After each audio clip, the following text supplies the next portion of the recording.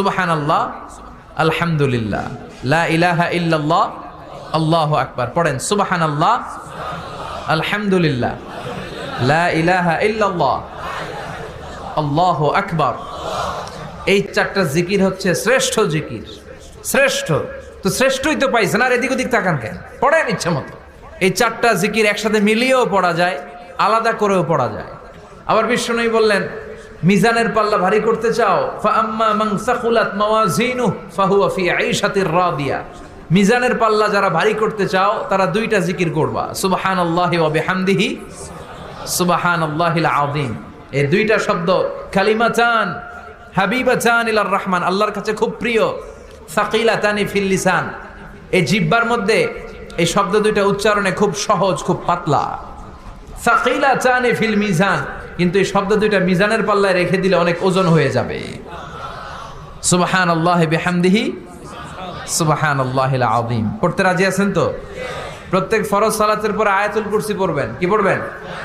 মুখস্থ আছে না? এটা পড়ে ফু দিলে কোনো জিন পড়ি, ব্ল্যাক ম্যাজিক কোনো কিছু আপনারা ধরতে পারবে না। বিষ্ণু বলেন, মান কারা আয়াতুল কুরসি দুবুরা কুল্লি সালাতিন মাকতুবা লাম ইয়ামনাহু মিন দুখুলিল জান্নাতি ইল্লাল মাউত। প্রত্যেক ফরজ সালাতের পরে কেউ যদি আয়াতুল কুরসি পড়ে, তার জান্নাতে ঢোকার ব্যাপারে আর কোনো বাধা নিষেধ থাকে না। একটা জিনিস ছাড়া, সুবহানাল্লাহ, আরেকটু পরে বলেন, একটা জিনিস ছাড়া, ইল্লাল মাউত, সেটা হচ্ছে মৃত্যু। লোকটা মরে না তাই জান্নাতে যায় না, মরলেই জান্নাতি। এবার সুবহানাল্লাহ। তাহলে প্রত্যেক ফরজ সালাতের পরে আয়াতুল কুরসির দরকার আছে না নাই? প্রত্যেক ফরজ সালাতের পরে সালাম ফিরিয়ে আওয়াজ করে পড়বেন আল্লাহু আকবার। 3 বার পড়বেন আস্তাগফিরুল্লাহ, আস্তাগফিরুল্লাহ, আস্তাগফিরুল্লাহ। সুবহানাল্লাহ 33 বার, আলহামদুলিল্লাহ 33 বার, আল্লাহু আকবার 34 বার। অথবা শেষে 3টা 33 বার পড়ে মিলাবেন লা ইলাহা ইল্লাল্লাহু ওয়াহদাহু লা শারীকা লাহুল মুলকু ওয়া লাহুল হামদু ওয়া হুয়া আলা কুল্লি শাইইন কাদির। আরেক বর্ণনা একটু বাড়ানো হয়েছে, ইউহয়ি ওয়া ইউমীত ওয়া হুয়া আলা কুল্লি শাইইন। এগুলো পড়ে না, কোত্থেকে কি হাবিজাবি পড়ে ঈমান নষ্ট করে।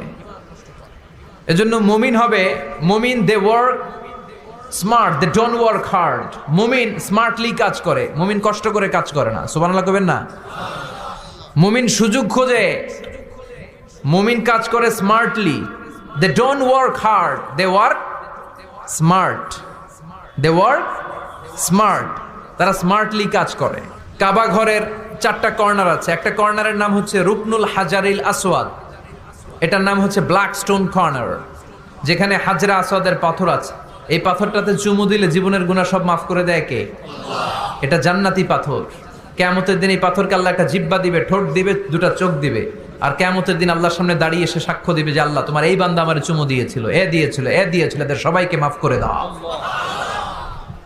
তো হাজরা আসওয়াদের কর্নার আর কাবা ঘরের যে স্বর্ণ দিয়ে খচিত দরজা, এই হাজরা আসওয়াদের কর্নার আর দরজার মাঝখানে ছোট্ট একটু জায়গা, এটারে আরবিতে বলে মুলতাজাম। আমার সাথে সাথে পড়েন, এটারে আরবিতে কি বলে? ইলতাজামা ইয়ালতাজিমু ইলতিজামান, মুলতাজিম মুলতাজিম।